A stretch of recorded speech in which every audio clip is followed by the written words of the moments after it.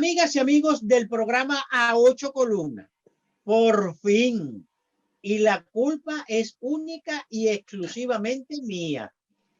Tengo al profesor Ángel Rafael Lombardi Boscán, mi distinguido amigo, profesor universitario, historiador.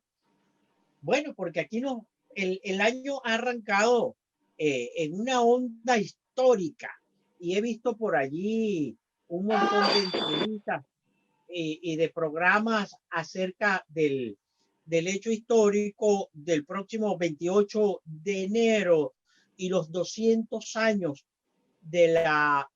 Voy a dejar que Ángel me aborde con la autoridad intelectual que él tiene, con la propiedad que él tiene, este bicentenario de la incorporación de Maracaibo a la gesta independentista. No sé si históricamente estoy hablando lo correcto, pero decía mi profesor Sergio Antillano, Ángel, antes de darte la palabra, decía el profesor Sergio Antillano, chico, el periodista no tiene que saberlo todo, pero el periodista debe saber quién sabe.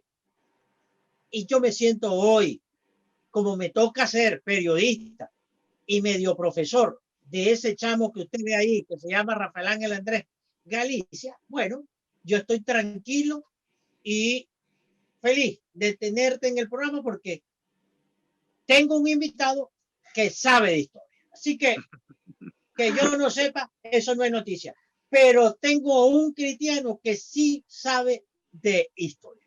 Para la presentación del programa, Rafael Ángel Andrés, que ahora tenemos que anunciar que estamos por Luz Radio FM, por cierto. Sí, señor. Amigas y amigos del programa A Ocho Columnas, bienvenidos a una nueva edición de nuestro programa a través de nuestro canal de YouTube Rafael Galicia TV. Están invitados todos a suscribirse, darle like y compartirlo con todos sus contactos. Estamos en televisión convencional a través de las pantallas de Telecolor y ahora también estamos en radio a través de la señal de Luz Radio 102.9 FM. Ahí también van a poder escuchar el programa A Ocho Columnas. Muchas gracias a todas las personas que nos dejaron sus comentarios en redes sociales, por WhatsApp, por todos los medios, con el primer programa del año 2021. Así que iniciamos ya nuestro año de trabajo y como bien lo decía Rafael Galicia, vamos a tener un programa donde yo creo que vamos a aprender bastante. Vamos a tener algunas puntualidades y algunas correcciones de cosas que a lo mejor nosotros las vemos de una forma, pero que la historia nos indica que son de otra y que el paso del tiempo, bueno, hace que se modifiquen. Pero ya vamos a aclarar todas nuestras dudas. Hoy vamos a conversar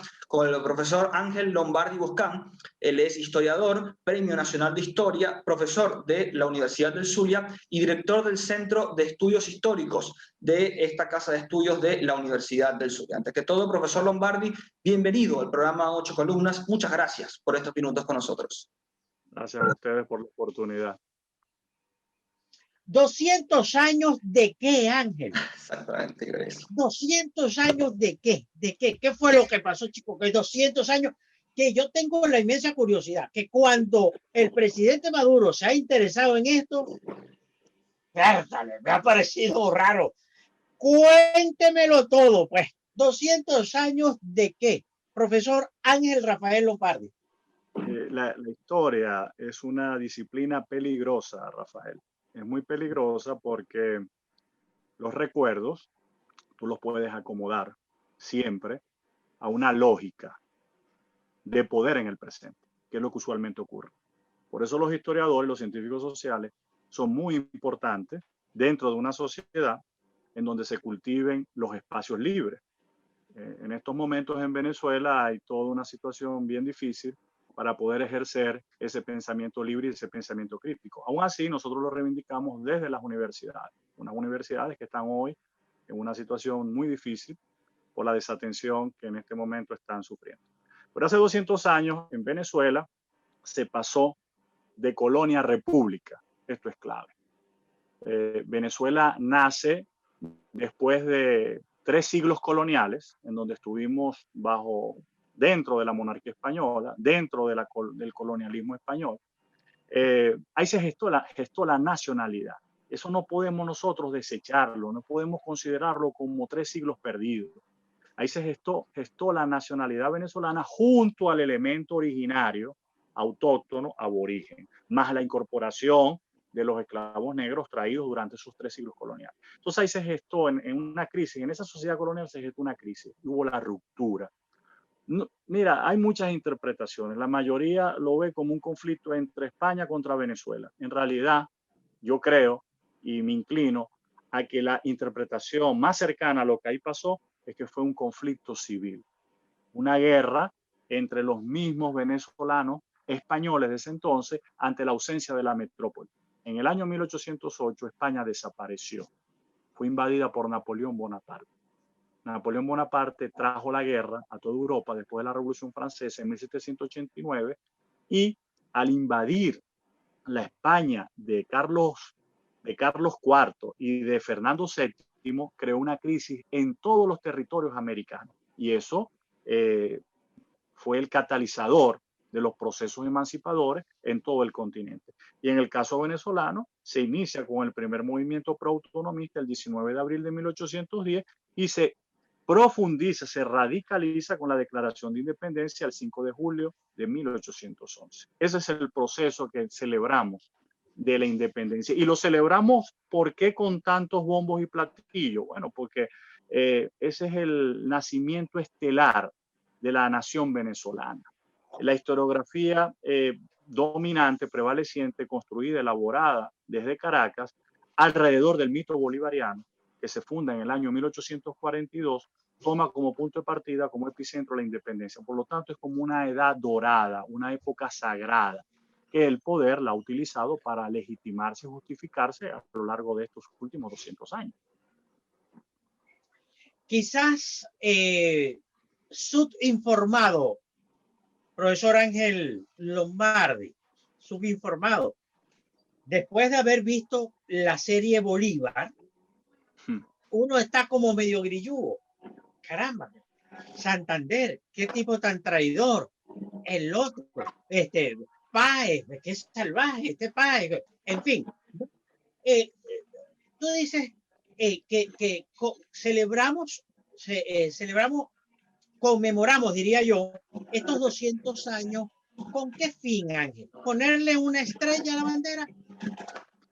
Mira, recuerda que la historia oficial es la historia del poder, es decir, la ideología prevaleciente en un estado, en una nación, en un país, termina siendo su historia escolar.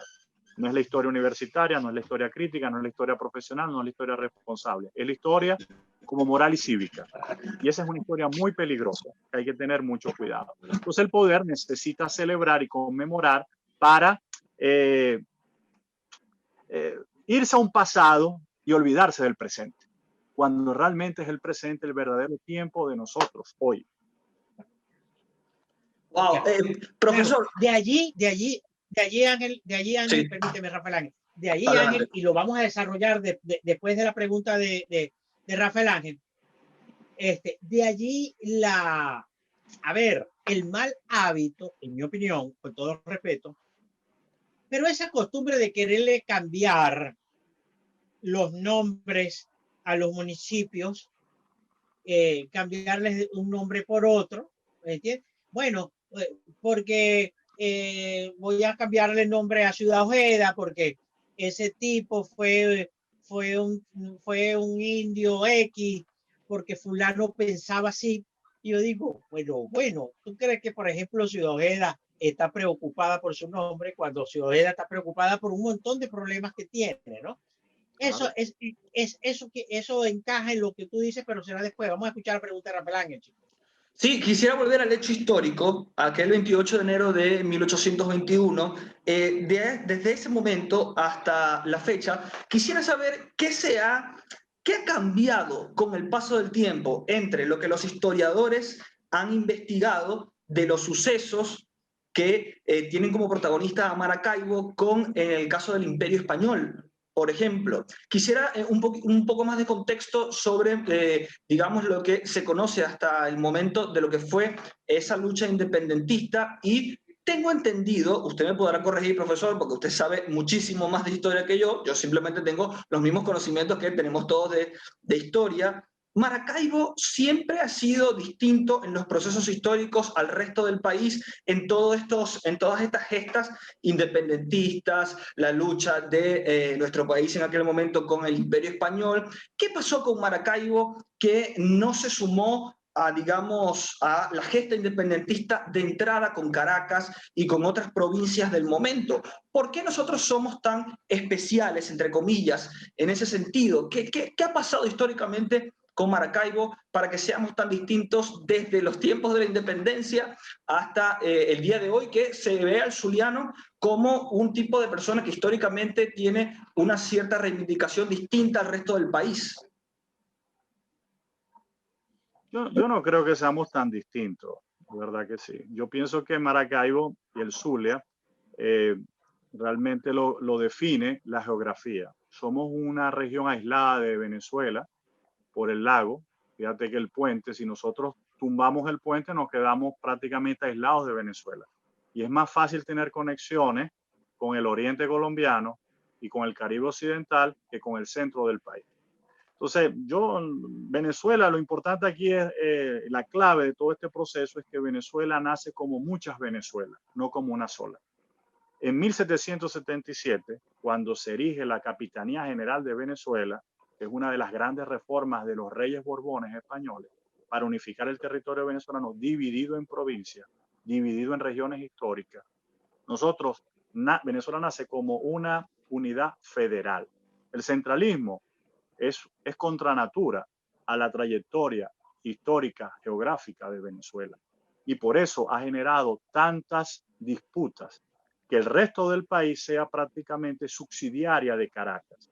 Todas las decisiones importantes del país se toman desde Caracas y se ningunea al resto de las regiones. En los últimos años, el Zulia ha sido una de las regiones más marginadas, una de las regiones más maltratadas, una de las regiones más olvidadas, que ahora volvemos a estar en el foco de la atención por lo de la novena estrella, pero que a la larga lo de la novena estrella termina siendo, como más adelante nos vamos a dar cuenta, una completa distracción ante los problemas más grandes que hoy tenemos los zulianos, que todos sabemos.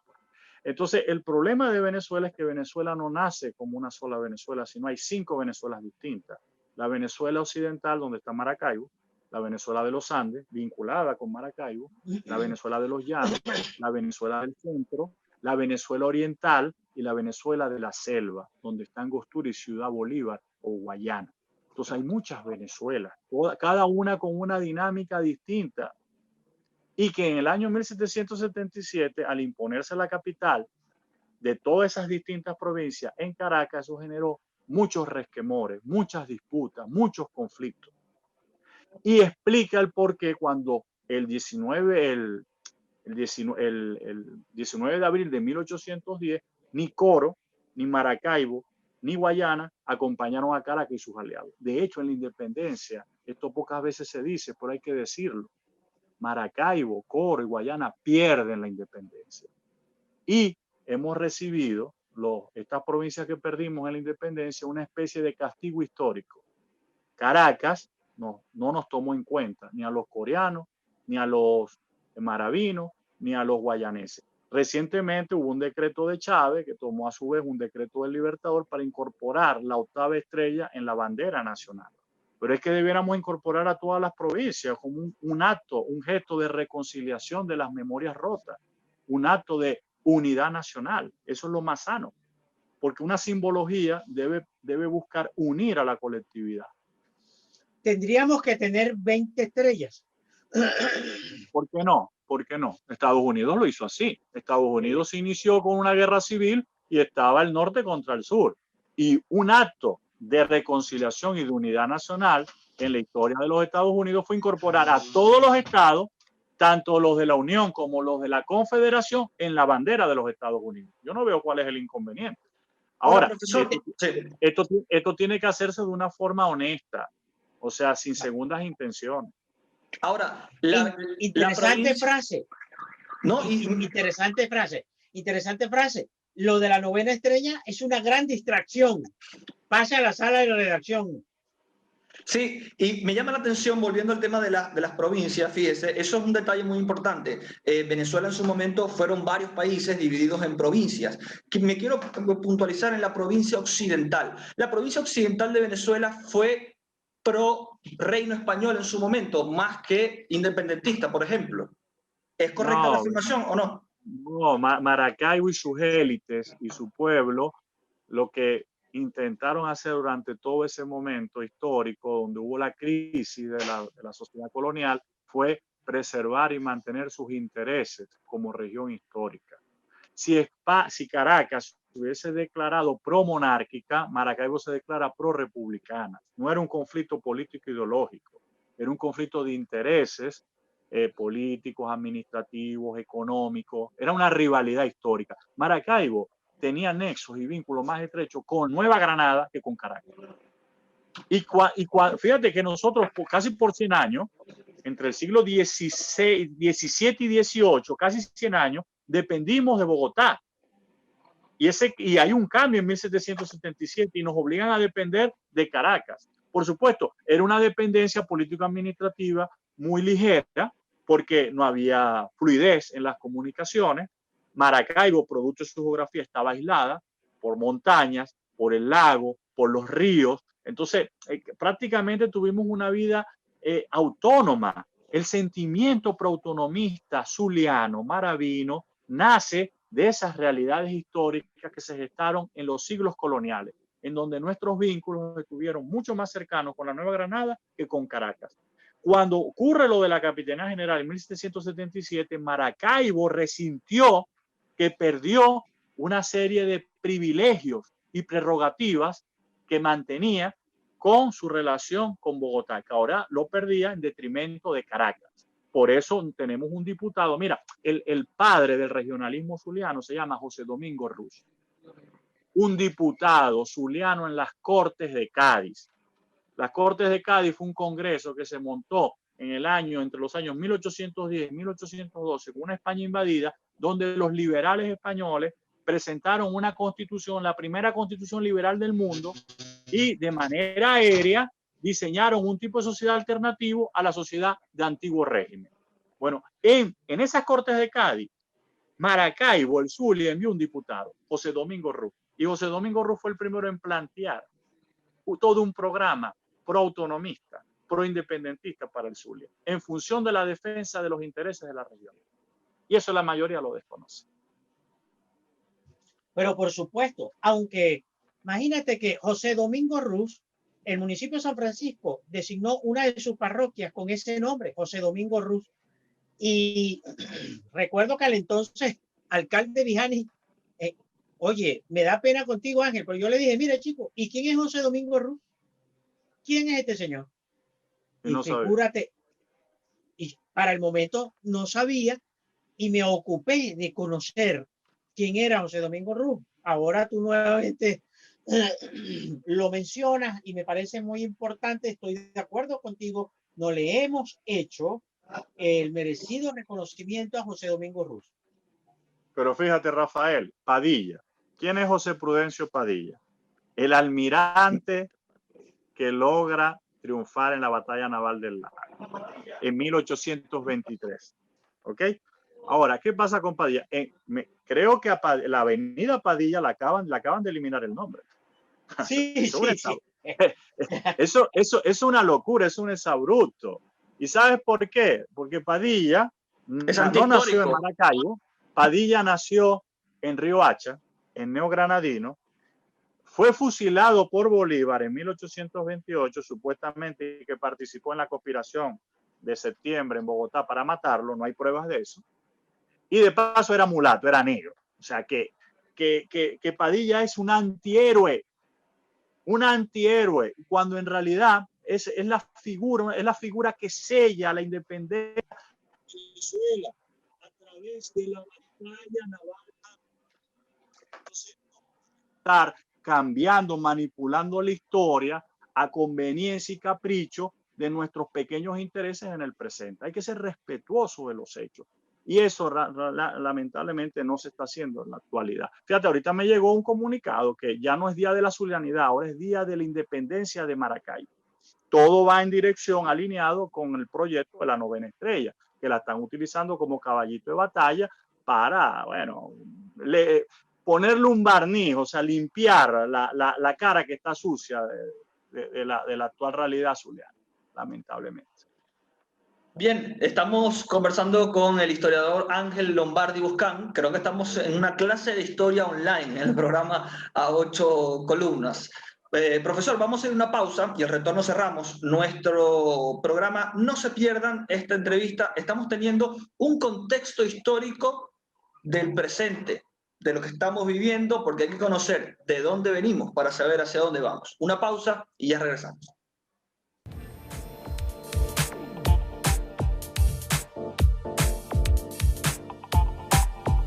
Ya regresamos con A 8 columnas.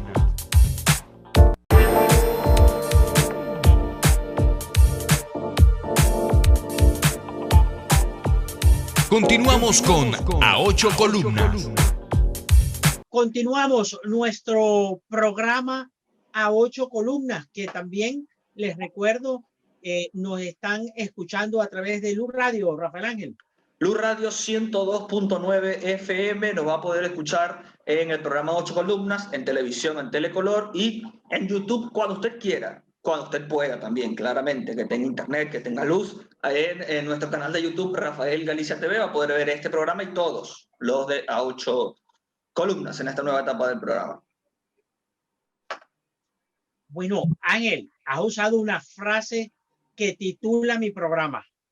Okay. Lo de la novena estrella es una distracción.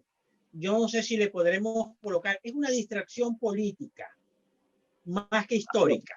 Sí, no, pues es una distracción política. Mira, la novena estrella se justifica. Tenemos argumentos históricos de sobra para justificar la novena estrella para el Zulia.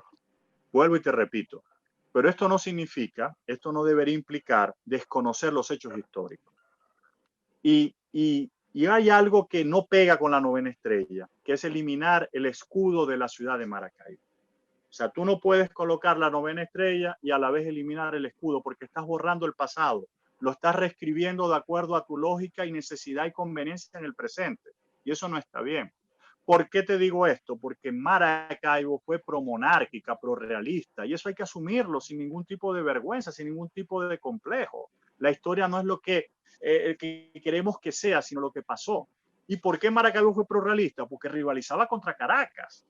Si Caracas hubiera sido pro-monárquica, Maracaibo hubiera sido pro-republicana. O sea que eso no es un conflicto ideológico de fondo. Y te voy a decir algo, volviendo al tema del centralismo. Es decir, Venezuela nace como un federalismo y en el año 89 se avanzó mucho en la descentralización y en los últimos 20 años eso se pulverizó. Y Maracaibo y la mayoría de las regiones debemos reivindicar un nuevo pacto federal. Wow, me parece muy importante y también muy interesante. ¿Por qué Maracaibo era prorrealista tanto tiempo? ¿Por qué? Muy sencillo, porque Caracas se declaró prorrepublicano. O sea, no había... a ver, lo que le quiero preguntar es, simplemente era un conflicto por chocar con Caracas. No había ningún otro problema de fondo, digamos. La independencia nace como un conflicto interprovincial. No había ejércitos españoles. España logra enviar un ejército a Venezuela en el año 1815, el ejército pacificador de don Pablo Morillo. Luego, en el año 1814, Fernando VII regresa al poder en España luego de la retirada de los ejércitos franceses en la península española. Entonces, tienes que entender que el conflicto de la independencia en Venezuela, en sus primeras etapas, fue un conflicto endógeno, una guerra civil, como muy bien lo ha dicho Vallenilla Lanz, un sociólogo que todos los venezolanos debemos leer, que tiene una obra que se llama Cesarismo Democrático, que se publicó en el año 1919, ya tiene 100 años, y que es una obra de gran actualidad, porque nos permite reconocer un periodo de la historia que ha sido secuestrado ideológicamente. Entonces, nos hace falta ampliar la mente, ampliar nuevas propuestas interpretativas para comprender adecuadamente este proceso. Maracaibo se convierte en cabeza de la contrarrevolución luego que Caracas da el golpe de Estado contra Empara. El Cabildo de Caracas, el 19 de abril de 1810, lo que hace es dar un golpe de Estado al capitán general en funciones, que era Vicente Empara. Y la autoridad, luego de la destitución de Empara, pasa al gobernador de Maracaibo, que se llamó en ese entonces Fernando Millares. Entonces, el gobernador de Venezuela, luego del golpe de Estado de los caraqueños del 19 de abril de 1810, pasa a ser el gobernador Millares, que se asume en cabeza de la contrarrevolución. Entonces hay un conflicto entre distintas ciudades, Caracas y sus aliados. Las primeras 7 estrellas, donde está Barcelona, Margarita, Cumaná, Trujillo, Mérida y Barinas, son los aliados de Caracas en este conflicto interprovincial. ¿Y quiénes son los rivales? Coro, que forma parte es cabeza de distrito, forma parte de la provincia de Caracas de Venezuela, pero que no está de acuerdo con Caracas, y con argumentos muy parecidos a los zulianos. Junto a Coro están Maracaibo y Guayana. ¿Qué pasa en este conflicto? No, cada ciudad intenta agredir al otro, pero carecen de fuerza, carecen de medios, carecen de recursos. Entonces una guerra civil de baja intensidad que se enreda todo luego en el año 1814 cuando se convierte en una rebelión popular. Entonces la guerra, la independencia, eso es para otro programa, tiene distintas fases. Al comienzo es una guerra boba, claro, al comienzo es una guerra boba. Al comienzo está Miranda que rivaliza con Bolívar. Después tenemos a un Bolívar que huye de Monteverde y se refugia en Nueva Granada. Y es desde la Nueva Granada que monta su campaña admirable en el año 1813. Después, en ese mismo contexto, tenemos el controversial y polémico decreto de guerra-muerte. Y después tenemos en 1814, cae la Segunda República con Bolívar y viene Boves. ¿Y Boves quién es? Boves es un asturiano, pero las tropas, las fuerzas de Boves son los sectores populares venezolanos, que no van a acompañar a Bolívar porque Bolívar es representante de la clase aristocrática mantuana blanca caraqueña. Entonces, es todo un proceso muy complejo, en donde en la independencia se hace a través de 2 radicalismos. Los radicales pro-monárquicos, los radicales pro-republicanos. Y en el medio una opinión mayoritaria de una población que terminó siendo carne de cañón. Y la guerra se hace internacional, la guerra de independencia, cuando Morillo logra venir a Venezuela, entra por Margarita en el año 1815, con un ejército de veteranos españoles de 10.000, 12.000 soldados veteranos de la guerra napoleónica aproximadamente, pero que el trópico se los come. Cuando digo el trópico me refiero a las enfermedades, a los problemas de adaptación, el clima, la alimentación. Y entonces la oficialidad española, bajo liderazgo de Morillo, tiene que sustituir esa fuerza de soldados europeos por los mismos soldados venezolanos nacidos en el país. Por lo tanto, la tesis de la guerra civil en la independencia venezolana, que va de 1810 hasta la batalla naval del Lago en 1823, se hace básicamente entre los mismos venezolanos. Unos partidarios de mantenerse dentro de la monarquía española, otros partidarios de una sociedad alternativa de tipo republicano moderno. Ese es el planteamiento de fondo de los 2 bandos en disputa. Y la guerra fue una guerra muy brutal. Venezuela antes de la guerra, en 1810, tenía 800.000 habitantes. Al final de la guerra mueren 200.000. Estamos hablando de un 20%. Eso nunca sucedió en ninguna otra región de América del Sur. Y el costo de esa destrucción, de esa barbarie, la tuvo que pagar el país en el siglo XIX. ¿Qué pasó en el siglo XIX? Guerras civiles, caudillismo, pérdidas territoriales. Venezuela llegó a perder 500.000 de kilómetros cuadrados. No solamente el Esequibo con Inglaterra, sino importantes territorios con Colombia en el occidente del país. Y eso pocas veces se dice. Eso es consecuencia de una sociedad archipiélago, de una sociedad dividida, de una sociedad pobre, de una sociedad que quedó totalmente destruida, desmoralizada después de la carnicería de la independencia. Entonces nosotros, los historiadores, en la escuela enseñamos que la independencia fue la gran cosa, que la independencia significó un aspecto positivo en la sociedad venezolana, cuando los hechos en sí demuestran todo lo contrario. ¿Qué vemos aquí? Vemos un gran proceso de encubrimiento del pasado. Por eso hoy en día que están eliminando las humanidades, hay un nuevo decreto por parte del Ministerio de Educación Superior de eliminar las humanidades.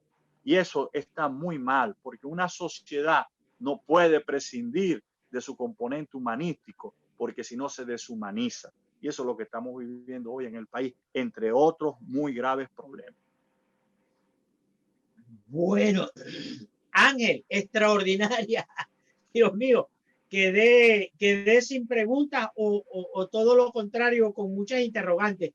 Mira, chico, ¿tú crees que a lo largo de estos últimos 20 años se ha magnificado la figura de Bolívar, se ha sobredimensionado a Simón Bolívar frente a lo que verdaderamente ocurrió en este país? El venezolano no sabe quién es Simón Bolívar. No sabe. Ah, bueno. No sabe. El Bolívar que manejamos es el Bolívar del mito. El Es del un Bolívar cuadro, es de la cosa. desfigurado. Es un La Bolívar leyenda. desfigurado. Es una leyenda, es un mito, es un semidios y es el utility del poder para justificar todo tipo de acciones. Mira, los venezolanos debemos empezar a reivindicar por conocer al Bolívar de carne y hueso. No en plan destructivo, no en plan de descalificarlo en lo absoluto. Bolívar es un referente, tiene que ser asumido como de verdad, como un referente positivo de la unidad nacional y sobre todo de la reconciliación de los venezolanos. Pero ese Bolívar de carne y hueso tenemos que atrevernos a descubrirlo y ese es el gran reto de los historiadores, ese es el gran reto de la escuela venezolana. Y nos Pero podría dar un adelanto entonces de quién fue ese Simón Bolívar que nos está describiendo para las personas que están viendo el programa y se encuentran con esta frase que me llama mucho la atención de que a juicio suyo, como un gran historiador, no sabemos quién fue Simón Bolívar. Entonces, más o menos, ¿qué concepto le podemos dar entonces al Libertador? Nada, Bolívar fue un político exitoso, fue un militar exitoso, ganó la guerra contra España y hasta ahí, hasta ahí. Ahora convertirlo en el tótem nacional, convertirlo en el mito del dios tutelar de la nacionalidad venezolana, hay un trecho muy grande. Es decir, Bolívar, hay que empezar a desbolivarianismo. Y Bolívar tiene que realmente pasar de ser una figura etérea, mágica, a ser un Bolívar que realmente inspira a los venezolanos. A mí me interesa el Bolívar virtuoso, el Bolívar anticorrupción, el Bolívar respetuoso de las leyes, el Bolívar buen ciudadano. Bolívar tiene que ser un buen ejemplo para los venezolanos del presente. No puede ser una estatua, no puede ser un cuadro, no puede ser un hombre paralizado en el tiempo. Entonces, eso implica todo un reto. Ahora, ¿qué pasa? Que Bolívar, el poder secuestró a Bolívar. No de ahora, no de ahora. Estamos hablando desde Páez hasta las distintas hegemonías, Guzmán Blanco, Eleazar López Contreras, Juan Vicente Gómez, Marco Pérez Jiménez, el bipartidismo de Cocopellano, hasta llegar a Chávez. O sea, este exceso de bolivarianismo no es exclusividad del chavismo. Esto lo vienen repitiendo y utilizando los gobiernos venezolanos desde Páez hasta el día de hoy. Porque como lo negro era poco relevante, el componente negro, étnico negro, era poco relevante, entonces no podíamos tomar el referente de ahí. Lo indígena, tampoco tuvimos las grandes civilizaciones como los mayas, los aztecas, los incas, entonces no podíamos tomar ese referente. Nuestro referente más inmediato y directo era lo hispánico, pero ¿cómo lo íbamos a tomar si Bolívar se enfrentó a lo español? Ahora, ¿en qué nos estamos comunicando? ¿En qué lengua? ¿En guayú? Español. En yoruba, en español. ¿Cuál es nuestra religión? La católica.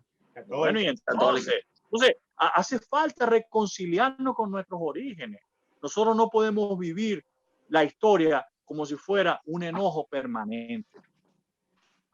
Y que la historia sea utilizada a discrecionalidad y a interés de quien esté mandando. Mira, mi padre, yo hablo mucho con él, él me dijo una frase que a mí nunca se me olvida y la utilizo a cada rato. Los historiadores lo que no sabemos lo inventamos. Bueno, sobredimensiona eso con respecto a los políticos, que de paso la mayoría no tienen la menor idea de lo que es el pasado ni la historia, porque viven prácticamente sin preocuparse en formarse. Un buen político tiene que procurar siempre ser un estadista, un buen ejemplo para sus dirigidos, sus ciudadanos y su sociedad. Yo hace poco veía en YouTube está el video de despedida de Sir Winston Churchill en Inglaterra. Bueno, la gente se rindió en homenaje de despedida sincera a un hombre que le salvó de la amenaza nazi en la Segunda Guerra Mundial. ¿Y cómo lo hizo? A través del optimismo, a través del voluntarismo y sobre todo a través del buen ejemplo. Eso es lo que nos hace falta hoy en Venezuela, que nuestros políticos de verdad asuman la responsabilidad como líderes de nación y no como líderes de quincalla, no como oportunistas, no como vivos del momento. Bueno, estoy verdaderamente impresionado de tu intervención, Ángel. Quiero agradecerte, no sé cómo estamos con los tiempos, Rafael Ángel. Ya estamos llegando al final. Si estamos llegando al final porque yo quiero una ñapa de esta entrevista con Ángel. Que quiero hacerte esta pregunta, Ángel. ¿Qué historia se está escribiendo en estos momentos en Venezuela? Fuera del país, no sé si acomodarte la pregunta o es suficiente o está clara la pregunta. No, está muy clara. Está clara, ¿verdad? Porque te la pudiera argumentar diciéndote que uno tiene la percepción de que fuera de Venezuela hay una visión, un análisis, una percepción de lo que pasa aquí muy distinta a lo que realmente está pasando aquí en este país. Sí, Te escuchamos. Claro. Sí, mira, yo por ejemplo, yo tuve la suerte, yo fui uno de los últimos mohicanos de la Venezuela próspera, de los últimos mohicanos. Yo hice mi beca, yo tuve una beca, yo hice mi doctorado en Madrid, España, en la Universidad Complutense de Madrid, entre los años 1999 y 2002. Y fui por la Universidad del Zulia, mi universidad, que es mi gran orgullo. Y me financió el Estado venezolano. Pero yo regresé para lo que me dio Venezuela, retribuírselo a Venezuela. Porque yo perfectamente pude haberme quedado afuera, como mucha gente se quedó. Y lo que yo aprendí con el financiamiento de mi país, terminan quedándose otra gente. Que yo no solo lo voy a criticar porque hay circunstancias de circunstancias. Lo que te quiero decir es que sí se está escribiendo historia. Los historiadores de afuera venezolanos y los historiadores de adentro en Venezuela seguimos pensando y repensando el país. Y en un sentido positivo, tratando de situar los hechos históricos desde una perspectiva más justa, más responsable y profesional. Y eso implica riesgo. ¿Por qué implica riesgo? Porque las versiones al uso, que son las versiones del poder, si ese poder no es respetuoso del Estado de Derecho, si ese poder no es respetuoso de los derechos humanos, si ese poder no es respetuoso de la Constitución, bueno, prácticamente te está imponiendo la autocensura. Y la autocensura es contrario a eso que tú me estás diciendo. La necesidad de pensar históricamente el país desde una perspectiva adecuada, que nos ayude a que nos dé luces, porque en este momento lo que priva es la tristeza y la incertidumbre en la sociedad venezolana. Y queremos esperanza, queremos optimismo, queremos encontrar una salida a este túnel oscuro en que nos han metido. Y sobre todo, lo que más nos duele y preocupa es que el destino de Venezuela es de los jóvenes, es decir, es de todo, pero básicamente de una juventud que debiera quedarse en su país y no buscar ese futuro afuera. Esta pregunta se la hice a tu padre en el 2014, chico. En el 2014, diciembre, ganaba la oposición la Asamblea Nacional. Te la hago a ti para ver qué enfoque me das, creo, para cerrar el programa. Cada momento histórico da a luz ciertos y determinados líderes. Ángel Lombardi, te pregunto, tuvimos la generación del 28, la del 58, no sé si es pertinente decirlo, Es decir, la historia vista por fragmentos, la línea del tiempo, pedazos de historia. Cada pedazo de historia da ciertos y determinados líderes. ¿O eso no ocurre así tan automático? ¿Cómo ocurriría, chicos? No, sí ocurren. Esto es que los liderazgos surgen generacionalmente. El problema es que nosotros también, mira, la generación del 28. La generación del 28 prácticamente es una dictadura de toda la generación. O sea, es la única que tiene validez, las otras no sirven. No, cada generación es importante. Cada generación tiene un protagonismo histórico. Y la actual se está gestando, y la actual existe y está viva. Y hay miles de formas de resistir, hay miles de formas de aportar y contribuir. En el 2014 hubo un momento, fíjate, el 2019 era el momento, al comienzo con Guaidó, era el momento de la liberación nacional. Y no hubo la liberación nacional. Hubo una especie de sección colectiva, de estancamiento. Aparece Trump. Trump era el otro salvador y Trump perdió y no nos salvaron. Entonces, ¿qué nos toca hacer? Rehacernos todos los días, luchar todos los días, creer todos los días, hacer modestos aportes y contribuciones, procurar la unidad. Yo sí creo mucho en eso. Y buscar la salida pacífica, buscar la salida no violenta, buscar la salida menos dañina para los intereses de la mayoría. ¿Perdió su tren Guaidó? Yo creo que no. Yo creo que no. Yo creo que el hombre está haciendo lo imposible. El problema es que creemos que Guaidó nos va a salvar. Y ese es otro chic que los venezolanos tenemos que sacarnos. El de delegar nuestro destino en hombres especiales. No, Es un señor. Mesías. Siempre es un Mesías que viene a salvar. A eso me refiero con desintoxicar la sociedad venezolana de los grandes hombres, empezando por Simón Bolívar. Es decir, nosotros tenemos que empezar a reivindicar la sociedad por encima de los hombres.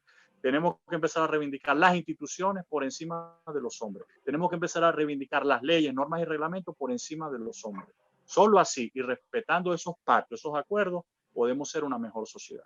Y un buen ejemplo, profesor, para terminar, fue lo que pasó en la toma del Capitolio, en Estados Unidos, por ejemplo. Bueno, Estados Unidos, el problema es que Estados Unidos y sus instituciones permitieron que Trump fuera demasiado lejos. Y cuando ya el hombre hizo lo que hizo, ya el mal estuvo hecho. Ya ahorita entonces ya Trump está fuera, lo van a enjuiciar, lo van a inhabilitar, lo van a castigar, pero ellos lo permitieron. Si Trump empezó a delinquir desde que llegó a la presidencia, por Dios, le dieron muchas libertades al hombre.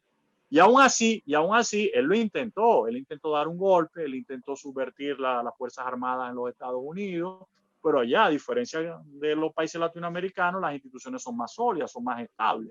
Y por eso Trump tuvo que salir y Biden asumió la presidencia, con todo el trauma que generó el asalto al Capitolio recientemente, el 6 de enero. Bueno, oye, qué maravilloso programa. Yo quiero que públicamente te comprometas a que hagamos un programa solo un tema único, el Zulia. Cuando quieras. El Zulia, su gente, su liderazgo. Bueno, el Zulia. Tú sabes, Rafael, que hay algo que ignoran los zulianos, que el fundador de la ciudad de Maracaibo fue un alemán y no un español. Ambrosio Alfín, en 1529, no es español, es alemán. Y el primer proceso de poblamiento, exploración, fundación del occidente venezolano, que se inició por Coro y que llegó a Maracaibo y que de Maracaibo fue a la Nueva Granada, lo hicieron los alemanes. Y que las casas comerciales alemanas en el siglo XIX, a través de la exportación del café, prácticamente convirtieron a Maracaibo en su propia colonia. Entonces hay muchos eventos muy interesantes. Por ejemplo, la explotación del petróleo en nuestro lago, que hizo que Venezuela fuese en 1950 el cuarto o quinto país más rico del mundo. De hecho, mis abuelos, mi padre, después de la Segunda Guerra Mundial, cuando Europa quedó destruida, encuentran en Venezuela la tierra prometida, porque hay bonanza, hay riqueza. Ahora estamos en un proceso inverso. La bonanza no la supimos aprovechar, no supimos seguir los consejos de Arturo Uslar Pietri de sembrar el petróleo, y tenemos una juventud que está buscando ese futuro, que está buscando conquistar su destino fuera de las fronteras venezolanas. Y lo que queremos todos, yo como padre, yo deseo que mis hijos se mantengan acá. Claro. Y quiero que Venezuela logre salir de esta difícil situación en que actualmente se encuentra. Fíjate, yo esta entrevista la estoy haciendo sin electricidad. La gente se ríe muchas veces porque yo en Twitter coloco, soy muy insistente con el tema eléctrico, pero es que es sacarnos de la modernidad, es botarnos de la modernidad cuando nos niegan los servicios públicos más elementales, el agua, el gas, la luz, el transporte, y ahora como universitario el salario. Nos dejaron sin salario, y sin salario no hay trabajo, lamentablemente. Entonces el proyecto universitario está aparcado en este momento, a la espera de unos cambios de aire que ojalá se puedan dar más pronto que tarde. Bueno, profesor Ángel Lombardi, muchas gracias por estos minutos con nosotros. Yo me reí al final porque recuerdo desde que yo nací en 1993 hasta hoy, siempre escucho que Venezuela está en crisis. Y usted me dice que en los años 50 fue el cuarto o quinto país más rico del mundo. Eso parece otro país desde que yo conozco, desde que tengo uso de razón y de vida. Por eso era que me reía. En el año 1922 explotó el Barroso II en Cabimas. Y a partir de ese momento las exportaciones petroleras superaron las exportaciones de café. El café era el producto estelar de la economía agraria venezolana en el siglo XIX. Cuando aparece el petróleo es el oro negro. Y Venezuela entre el año 1922 hasta 1982 fue una de las economías más ricas del mundo. Cuando uno hablaba de Venezuela, Venezuela era el referente por muchas virtudes. En primer lugar, Bolívar, el libertador de 5 naciones. Con eso, bueno, impresionábamos a todo el mundo. Pero acompañábamos esa retórica, la acompañábamos con riqueza real. Venezuela era la Venezuela saudita. La gente iba de compras a Aruba, a Miami. Aquí teníamos vacaciones casi 3 meses al año. El salario del profesor universitario en la mejor época era de $2,000 promedio mensuales. $2,000. Ahora no llegamos a $5 al mes. Entonces ha sido abrupto toda esta situación, pero también nosotros los venezolanos somos en parte corresponsables de todo este desastre, ¿no? Bien, bueno. Profesor, muchas gracias por estos minutos con nosotros. Gracias a ustedes por la oportunidad. Además, yo me siento muy a gusto de tener esta entrevista con ustedes porque estoy trabajando, estoy participando, estoy colaborando y contribuyendo con gente universitaria, que yo creo que los universitarios tenemos un protagonismo muy grande, muy importante en el tiempo presente para ayudar a que los venezolanos podamos avanzar y salir de esta grave situación. Así es, y el tema universitario me incumbe. Yo hice 2 carreras universitarias en Luz, ambas, la de periodista y la de abogado. De tal manera que es un tema importantísimo para mí, profesor. Muchas gracias de corazón. Sí. Me encantó saludarlo. Qué maravilloso programa. Fue una clase de historia online la que estuvimos hoy con el profesor Ángel Lombardi Boscán.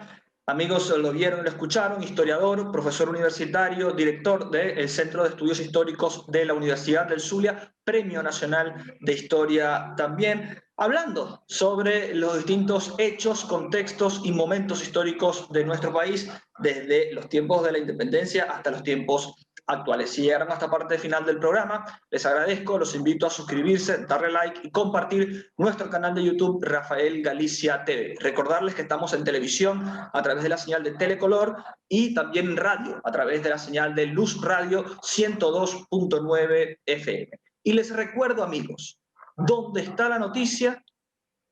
Está Galicia. Más vale creer en Dios que en hombres poderosos. El Señor bendiga sin límites al pueblo zuliano. Amén.